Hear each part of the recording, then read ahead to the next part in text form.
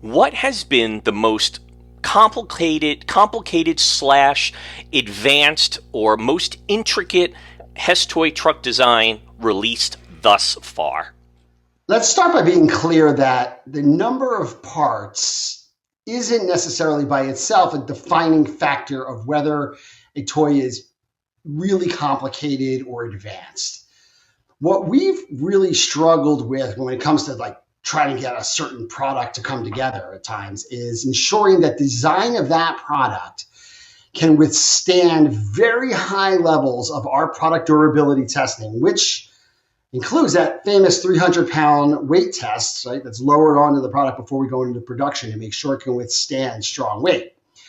So that is really somewhat of a limiting factor in making sure that something's strong enough, as is the size of what we're trying to deliver, because we don't want to have really big products that drive up the shipping costs and manufacturing costs. You've already seen some price increase from us over the years, and we're trying to minimize that as most we can. So when we think about complications, it's often a combination of factors where we want to do something in a scale that makes sense with some new features, but we have to stay true to the mandate of the quality, the durability, and the affordability. So things that I would say are a little bit more complicated for us, we've introduced are things like the motion activated sounds.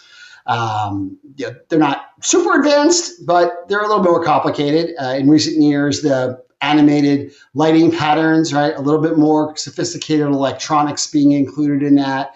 Again, nothing groundbreaking that I would say is super complicated or advanced, but it's there. I think for me, the thing that always I wrestled with for the longest time, believe it or not, it may be kind of silly to think about it, but the 2016 Dragster, that was an engineering challenge, I would say, more so than most things that I think back on, because we really wanted that Dragster, which, by the way, was really big. I mean, it was almost twice the volume of any other secondary we had produced to that point.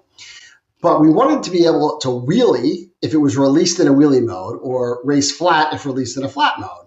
And trying to figure out the engineering of how to make that work took a lot of iterations. And ultimately, sort of the simplicity of this mechanical weighted ball was a very simple and elegant solution that solved a problem that enabled us to then deliver the product we wanted.